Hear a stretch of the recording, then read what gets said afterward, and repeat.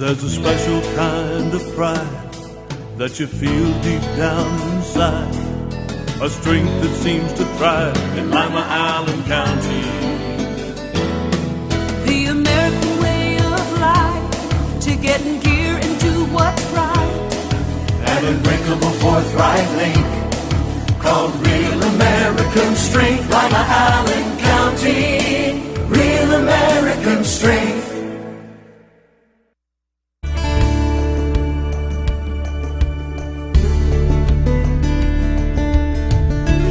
Keeping you up to date with what's happening in your community. Community Focus on GTV2. Thanks for joining us today on Community Focus. I'm Anne Decker. If you need help paying your utility bills this summer, the Lima Allen Council on Community Affairs may be able to help you out. Here in the studio today is Marva Cowan to tell us about energy assistance. Yes, thank you, Anne. The Summer Crisis Program will begin on July 1st, which is a month later than last year. The other piece of information that we have is we're going to have a lot less money to provide benefits than we had last year too. So what that means is we will be looking at the customer situation to see if they really need the assistance. Now, what's good about this is the program was birthed out of a tragedy which happened in Columbus. A couple actually burned up to death in their home because it was so hot. So in its initial formation, the program was for seniors, and then they expanded it for other folks. So seniors, if you're 60 years of age or older, you don't need to do anything but be income eligible, and you will get assistance for the Summer Crisis Program. Other folks will need to have a medical statement from the doctor that indicates they need to have continued use of their electricity, or they need an air conditioner. And what is the income eligibility for this program? The income eligibility for, let's just say for a single person, would be $20,107.50 per year, which breaks down to about $1,675 per month. And then let's say a family of four, it would be $42,000 per year with a monthly income of $34,028. Now, what we are required to do now is to collect income for everyone 18 years of age and older, even if they're still going to school, and if they have a job, we need to collect their income. So that's different. We didn't do that before. And what can you do for these people? What we can do, the benefit did go down this year. Last year it was $250. This year it's $175. The income guideline also went down too. So the numbers that I just gave you are deflated numbers over this time last year. So the other thing that we can do is, if someone did not receive an air conditioner last year, they may be eligible for a unit this year. Again, we're only giving away 200, so that's really going to tighten up what it is that we're doing. You really think there will be that much of a demand for this? Well, I do, only because there will be those who have defaulted on their bills, and seniors, if you're eligible, come get the benefit. That's all you need to do. So if you're a senior, you don't have to do anything but be income eligible. So I encourage all seniors to come and get their benefit. How do they do that? They just need to call the IVR number to schedule an appointment, or I know sometimes seniors have a hard time navigating around those systems. They can just call us up. If they're affiliated with, say, an agency like Council on Aging, they can make contact through them to get to us. Okay. Can they just stop into your office? They can.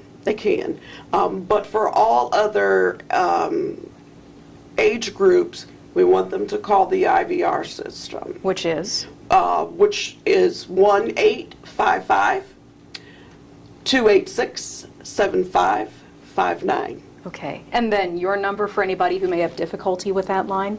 Yes. LACCA's number is 227-2586. Okay. Are there any other changes you need folks to know about from last year? That's pretty much it. Those are some pretty substantial changes. In the past, everybody would be eligible under the program if they were income eligible, but they're tightening up and they want us to educate the customers.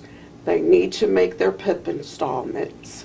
Okay. Or they're just not eligible, right? Or there are repercussions to that. And so it's just asking for accountability on the part of the customer with Okay. the money being so tight. All right. Give us the IVR number one more time. Yes, 1-855-286-7559. All right. We appreciate you coming in today. Thank you for having me. You're welcome. Marva Cowan from LACCA. When we come back, we'll get an update on community development from Amy Odum right after this on GTV2. Reduce, recycle, reuse. Allied Waste Services and the City of Lima encourage you to live green by recycling all that you can. Recycling promotes green living by reducing the amount of waste materials buried in landfills. This saves money, natural resources, and energy. Keep our environment healthy and start recycling today. Allied Waste Services is committed to a clean environment. Contact us today for your recycling needs. Visit our website, republicservicesohio.com, to learn more about recycling today. Let's all do our part to keep the Ottawa River clean and healthy. Wash your car on the grass to protect storm drains from soap and dirt. Your actions matter. Help keep the youth of Lima safe by donating to Lima Safety City today. Hello, I'm Chuck Eichelberger from the Lima Noon Optimist Club. Safety City is a very important part of the Lima community. The Optimist Club is renovating Safety City and it needs your help. Donations can be made by going to the website limasafetycity.org. You can also send a donation to Lima Noon Optimist Club, P.O. Box 428, Lima, Ohio 45802. Help keep the youth of Lima safe by donating to Safety City today. Crime Stoppers is still active in the Allen, Putnam, and Van Wert counties. Our goal is to assist area law enforcement officers to identify and locate individuals who have committed crimes. If you have any information about anyone who is responsible for committing crimes, please call Crime Stoppers at area code 419-229-STOP. Crime Stoppers! Crime Stoppers! Make the call and pay it's Crime Stoppers! Welcome back to Community Focus. I'm Anne Decker, and Amy Odum is in the studio today. She is Lima's Community Development Director, and the topic today is junk autos, which has been getting a lot of attention lately. It has, Ann, and it's something that City Council brought to the Community Development and Economic Development Committee to discuss as to what can be done to increase enforcement on junk autos. This is particularly an interest of council members who wanted to see how we were currently handling the problem and what can be done to increase the removal of junk autos in the City of Lima. So how do you currently handle it? Currently, it is a partnership and will continue to be a partnership with the Lima Police Department. What people don't seem to understand is that even though a property maintenance inspector may be able to cite for the violation, when it comes to removing the vehicle, having someone on site, we have to have a Lima police officer.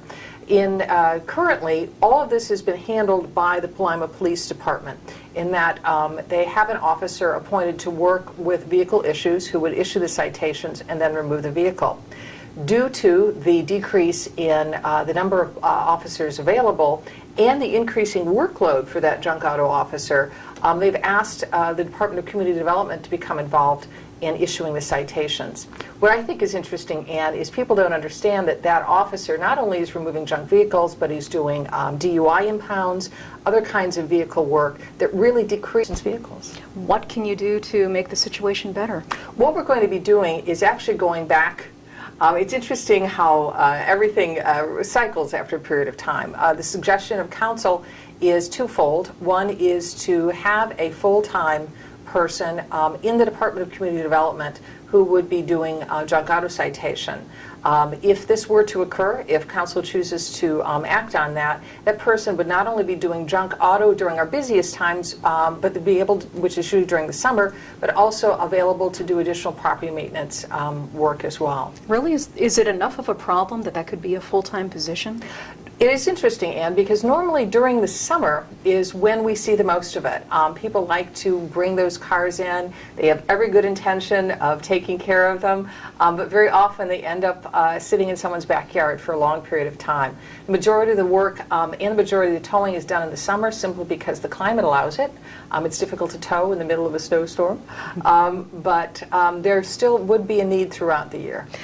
Junk is in the eye of the beholder. What is a junk vehicle? That's an excellent question, Anne. And the definition really hasn't changed. A junk auto is really something that has a value of, I believe, $1,000 or less, and is inoperable or dismantled or unplated. I think the first thing people should look for is there a current license sticker on that car? And is it operable, and does it have all its parts? Meaning, if it has flat tires, missing windows, that type of thing, and meets those criteria, it could be considered a junk auto. If somebody does want to work on one and restore it, what do they do with it? Can they bring it home? Absolutely, as long as it's done in a proper manner. The thing to do with it is do it in a storage area such as a garage. Minor repair, such as simple things that can be done within a day, are not a problem. It's the vehicles that are stored long term without any improvement that we're encouraging people to get rid of. Is it any other hazard other than just a visual blemish? There are several problems that come about with junk autos. One is that it is going with the broken windows theory of neighborhood improvement, that when things look unkept, it tends to have people continue to not maintain the area.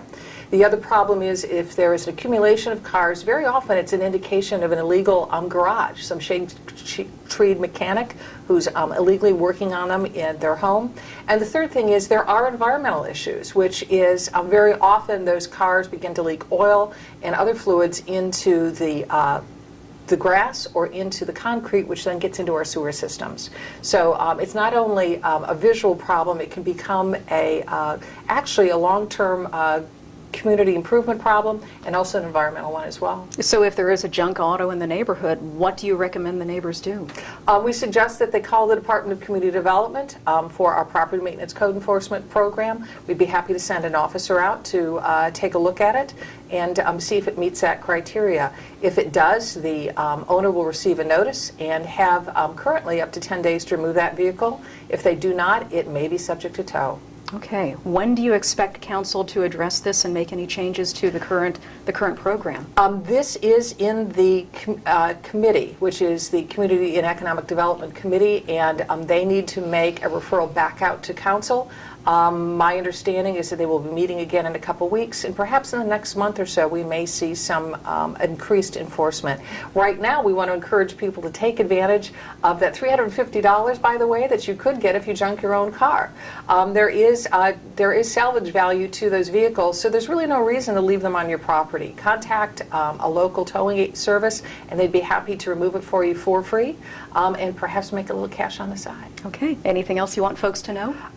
No. The other is that if you are a landlord, I guess, is one other thing, is that we've heard landlords say, well, what do we do with cars that are left on the property? Those can also be removed for free. Anytime a vehicle is abandoned on your property for more than 4 hours, you can come to the Department of Community Development, fill out a slip, and that will be referred to the police department, who can tow that for you. Oh. So there's no reason for abandoned vehicles or junk vehicles to stay on your property. Great. And if people want more details, all of this is available on the website, correct? Absolutely. For more information about any code enforcement activity, or specifically on junk autos, they can look at the City of Lima's website or give us a call at 419-221-5146. Great. We appreciate you coming in today. Thank you. You're welcome. Amy Odum from the City of Lima. We'll get an update from the Council on Aging right after this on GTV2. I didn't want to be touched. He said it would feel good, but it didn't. so he gave me a new doll and some candy. He told me not to tell anybody and that it's our special secret. How do I make him stop? Say no. Run away. Scream. It's okay to tell an adult you trust if someone is hurting you or making you uncomfortable. Feel safe. Feel strong. Feel free. Let's all do our part to keep the Ottawa River clean and healthy. Clean trash and debris from storm drains to keep them from being washed into the river. Your actions matter. This is a nice neighborhood. It is. Is that the house we live in, Mom? Yes. Look at all the kids around here, Mom. I like this house. Hi, we're here about the house. It's rented. It's against the law to deny people the opportunity to live where they want and can afford. If you feel that you've been treated unfairly, give LACCA a call and we'll look into your complaint. LACCA's fair housing services are free, so call today and get the housing you deserve. 419-227-2586. My joints ached and I was always tired. I was always cold, I couldn't concentrate, and my body hurt all over. My doctor told me I had lupus. Women of childbearing age, and especially African American women, are at higher risk. If you suspect that you have lupus, you should contact your doctor. You're invited to attend the local lupus support group meetings on the second Thursday of each month at 1 o'clock at Lima Towers. For further information, go to connectedhands.org. I'm Deborah Norville. If you know a veteran who seems angry or sad or isolated, you may be seeing warning signs of depression or suicide. The VA is ready to help. Call 1-800-273-TALK and press 1. We're back on Community Focus, and I have the lovely ladies from the Allen County Council on Aging with us, Pam Fitzgerald and Diane Bishop. Thank you both for joining us. Good morning. Pam, you are brand new to the agency. Absolutely. And we brought you here today to introduce you to the community and talk about what you do. You want to tell us? I can tell you. We go to the homes of our seniors that call in for an assessment and help them with things that they are doing around the house. We help with chores. We help with transportation. We also have a daycare center at our location for those that want to come spend the day with us. So let's say a senior's out there and may need help with whatever, and they call into the Council on Aging, and they get you to come out to their house. Yes. What do you do at that point? I take a resource folder with me and explain all of the services that we offer and sign them up. I get all of their information so that we have access to their physician if we need to, because we are there working with them. We get all of their information as far as any emergency contacts, and what they need, absolutely what they need. If they need help cleaning gutters, if they need help, with things like that, we do that for them. But talk about the chore service that you mentioned. Cleaning gutters, or what else can you do for them? We also paint for them. We clean carpets. We clean out cupboards. We do windows. How old do you have to be for this? 60 and over. Really? I mean, I'm not that far away. 60 and over, and it's a wonderful service. Sounds wonderful like it. service. Are there income requirements for this, or is it for any senior? No, it's for any senior. No kidding. Yes. What a fabulous service. Yes, it is absolutely beyond means. You just can't imagine. You know, it's so important to these people to get these chores done, so we're there to help them. How do you pay for these services? Well, our funding is through mostly local levy funding. Community support is very strong, and it has been for a long time. We've been in Allen County since 1976, and the good part about this also is there is no fee for service from the senior citizen. Donations are of course accepted and very much appreciated, but there is no charge to the senior for the service, for chore or transportation, elderly daycare center, the resource specialists, which Pam is one of 3 full-time resource specialists, which ties into this fabulous directory that we are just publishing. So colorful. It's the brand new 2013 version of a senior resource directory. Any service that a senior citizen might ask for is listed in this booklet. And at the Council on Aging, if we don't provide the service directly, we will make sure through Pam and Jerry and Judy J that the senior is connected to the agency they need to be connected with to get the services they need if we don't provide it directly. For instance, home delivered meals. We make sure they know which company to call and which agency to call. In fact, I was looking at this, and anything they could want here, counseling, taxes, you open it up and here's all the people who do counseling and taxes in this community. If you need food, clothing, thrift stores, or meals, there's your home delivered meals right there. This is an incredible resource. It is. We partner with St. Rita's Medical Center on this. Our resource specialists do the research to make sure that the agencies are listed, the correct information is listed. And another thing, when we have contacts and resources in the community, we answer the phone at our agency. We have human beings still answering the phone. Real humans answer the phone. So we don't have to have the trouble and the frustration of having to press 1 or 2 or 14 or 7 or so. The resource is not just in writing. It isn't just a home visit, which is extremely important, or an office visit, but it's also a telephone call, a visit, a question over the phone. Again, if we don't provide the service directly, we refer the person, the senior, the caller, to an agency that does. And with the 3 full-time resource specialists, part of their work is, of course, visiting with the senior, because the first step is actually getting approval and permission from the senior for us to do the work for them.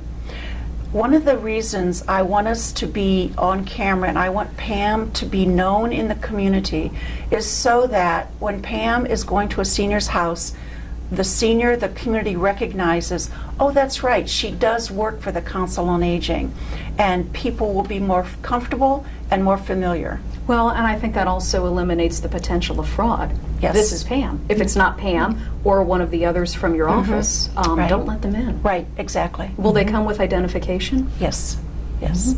Okay. And you make an appointment through the Council on Aging first? Correct. It's not like you're calling people up and saying, I'm coming over. Correct. And we never go out and visit without an appointment.